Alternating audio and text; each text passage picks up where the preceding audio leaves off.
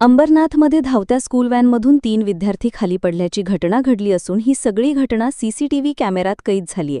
यामध्ये 2 विद्यार्थ्यांना किरकोळ तर एका विद्यार्थ्याच्या डोक्याला मोठी दुखापत झालीय।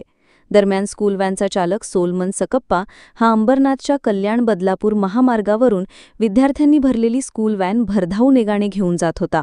त्यावेळी व्हॅनचा मागचा दरवाजा अचानकपणे उघडला आणि त्यातून 3 विद्यार्थी खाली पडले। मात्र स्कूल व्हॅन चालकाला हे लक्षात आले नाही, तो पुढे निघून गेला।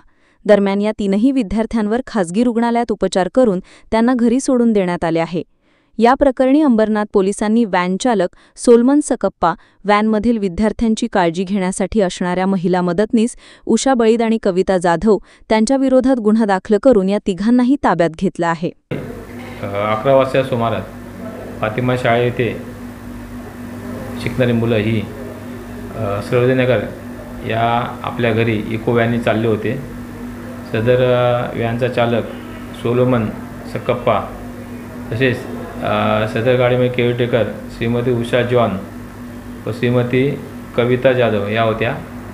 तर त्या मुलांना त्यांनी व्यवस्थित सांभाळून नेणं गरजेचं होतं, परंतु उमिया टाइल्स बदलापूर रोडला, म्हणजे आपण बदलापूरला जातो घरी त्या रोडला त्यांच्या रस्त्यावर अचानक त्या इको व्हॅनचा दरवाजा मागून उघडला व त्यातून 2 मुलं खाली पडलेली आहेत। त्यामध्ये एकाच्या डोक्याला जखम झालेली आहे व दुसरा किरकोळ जखमी आहे।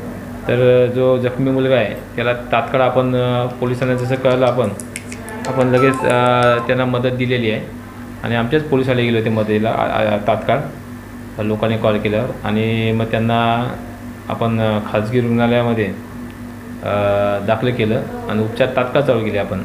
त्यानंतर सदर व्हॅनचा चालक मी ज्या सांगितल्याप्रमाणे त्याला ताब्यात घेतलं, पोलीस स्टेशनला आणलं व जो जखमी आपला मुलगा आहे त्याच्या आईची फिर्याद घेऊन गुन्हा रजिस्टर क्रमांक 622/25 281 125 क स मोटार वाहन कायदा 124 अ ब या अन्वये आपण गुन्हा दाखल केलेला आहे। सध्या चालक व त्या 2 हेमध्ये आपल्या ताब्यात आहे।